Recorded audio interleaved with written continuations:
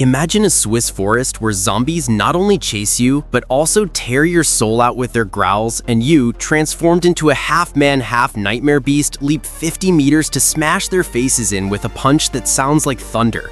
That's Dying Light the Beast, the return that fans of the series have been begging for since Kyle Crane left us hanging from a roof in 2015.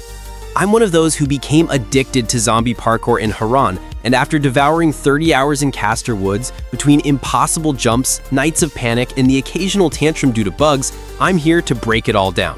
Below, I'll show you how brutal and ugly this game is. Dying Light the Beast rescues Kyle Crane from a 13-year limbo of torture, where the mysterious Baron has turned him into a walking experiment, half-human, half-zombie beast thanks to injections of infected DNA. You escape from a hellish mine in the Swiss Alps, but the world has continued to turn without you, or rather, to rot. Now, in Castor Woods, a rural corner of what was once a tourist paradise and is now a maze of haunted cabins, ghost towns, and dense forests, your sole obsession is revenge against the Baron, a mad scientist who plays God with viruses and mutants. The plot is as direct as a right hook. You infiltrate survivor settlements, hunt the Baron's henchmen called chimeras, nod mutants who look like they came out of a B-movie, and grapple with the beast pulsing inside you, threatening to take over whenever your rage rises. It's not Shakespeare, there are predictable betrayals and dialogue that sounds like a cheap zombie movie script. But the hook isn't how it's woven into the gameplay. Every dialogue choice shapes Kyle from a stoic grouch to a rampaging beast, and side quests like helping a corrupt sheriff or rescuing a group of mutant hippies add layers of dark humor and moments that make you empathize with this broken guy. It's a personal revenge that feels raw, as if Techland had said, forget dense cities, we're going to a forest where every shadow is a threat. Let's start with the brutal. If Dying Light's parkour was always its crowning glory, here Techland polishes it to the shine of a freshly sharpened machete. You leap between ancient trees, slide across slippery cabin roofs, and use a makeshift grappling hook to swing from impossible branches, all in a rural world that forces improvisation. No skyscrapers, but rocky cliffs and treacherous streams that make you calculate every step. The fluidity is mind-blowing, none of the frustrating traffic jams in DL2, and with stamina levels more demanding than ever, every run feels like a life-saving gamble. Imagine chasing a chimera through a snowy forest, leaping over fallen logs while your heart pumps like a war drum. It's addictive, and when you land a dropkick on the back of a zombie's head from 20 meters in the air, the rush is pure ecstasy. And watch out for the 4x4, an all-terrain jeep you summon to mow down hordes or flee from volatiles, with physics that make it bounce like a drunk at a rodeo. It's wild freedom, and I, who hate empty worlds, spent hours exploring alone, feeling like a predator in its habitat. The soul of Dying Light has always been close combat, and the beast elevates it to levels of gore that leave you with a sadistic smile.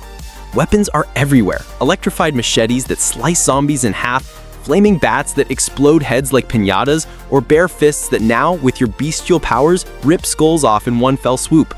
The feedback is brutal. You feel the impact on your bones, the spray of blood splattering the screen, and the variety of enemies forces you to vary. Clumsy biters for quick combos, volatiles that charge at you like bulls in the night, and chimeras, mutant tanks with unpredictable attacks. The best part? Crafting is intuitive, with blueprints you find in abandoned cabins to fuse mods. An axe that electrocutes and burns at the same time? Yes, please. Nighttime clashes are poetry in motion. Moonlight filtering through trees as a horde surrounds you, and you, panting, calculate whether to activate beast mode or save stamina. It's tense, it's cathartic, and after an hour of carnage, you feel like a pagan god of carnage. Here comes the twist that justifies the title. Beast Mode isn't a cheap power-up, but a mechanic that charges up with damage dealt and received, triggering in transform or die moments. You grow to twice your size, your fists become maces that pulverize entire groups, and you can throw zombies like frisbees or roar to stun volatiles. Yes, a scream that deals psychic damage to them, like a banshee on steroids. But it's not gratuitous invincibility. It's short-lived, drains stamina like crazy, and if you overuse it, the beast takes control, causing you to attack allies or self-destruct. It's a perfect balance. Using it to escape an ambush in a wooded clearing or to finish off a boss in a flooded mine is a rush that had me screaming yes on my couch. It integrates Crane's lore, that internal struggle between man and monster, with gameplay that rewards strategy, not spam. In co-op, with a friend controlling the jeep while you, beast-like, tear off enemy tank doors, it's pure gold. Castor Woods is a brilliant change of pace. Goodbye to urban jungles, hello to a post-apocalyptic alpine landscape with ivy-covered medieval villages, black lakes reflecting nightmares, and cabins that look like something out of a dark fairy tale. Verticality is everywhere, climbing rocks for vantage points with epic views, swimming in rivers for shortcuts, and the day-night cycle is masterful. Day for looting and exploring, night for pure survival horror, with volatile stalking like spectral wolves. Activities everywhere, dynamic events like chimera ambushes, collectibles that unlock lore, survivor cards that had me hooked like a thriller, and side quests that range from the ridiculous, hunting a mutant deer for a mad chef, to the emotional, helping a family escape a zombie cult. There's no fast travel, thanks Techland, which makes every journey count, and the sound?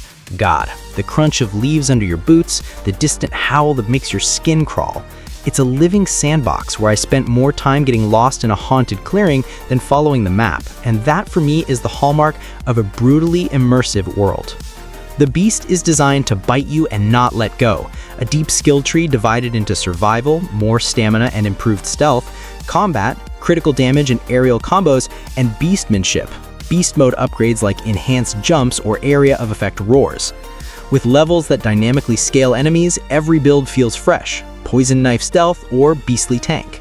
The endgame shines with primordial hunts, optional bosses in hidden caves that require crazy tactics like using the Jeep to charge while roaring from a ledge.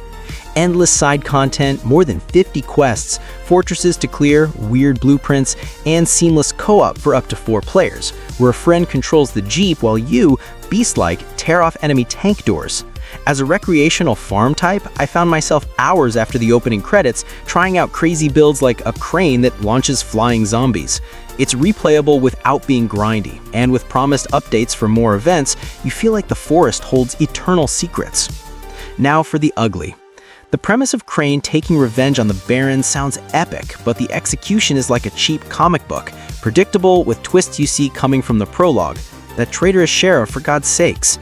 The Baron is a generic villain, a mad scientist with a monologue of "I am God." And while Crane gains depth with branching dialogue that makes him more human, thanks to third-person cutscenes showing his gray beard and haunted eyes, the main plot feels like filler for the gameplay. Side quests save the day. One about a cult in a cabin had me on the edge of my seat, but the main ones are go, kill henchmen, repeat, lacking the emotional weight of DL1. It doesn't ruin the fun, but after 20 hours, you wonder if we deserved a more poignant arc for our tortured hero.